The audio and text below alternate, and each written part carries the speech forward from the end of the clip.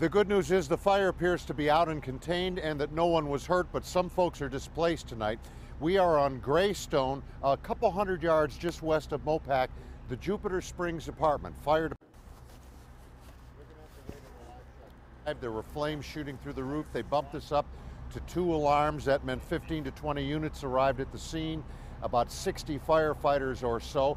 They were able to contain the fire to the building of origin.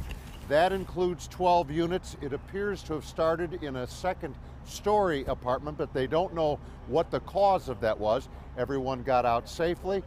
A couple of other buildings adjacent were evacuated just to be safe and in case there's any smoke or collateral damage. But the fire itself was contained to this one building, which contains 12 units, and some, if not all of those folks in those 12 units are going to be displaced tonight, but they have things under control. They're going through inspecting now very carefully. Again, still no estimate of damage, still no idea what caused it, but the folks are out safely. The fire is out safely, and that's the story from here on Greystone, west of Mopac. David Scott, KXAN News.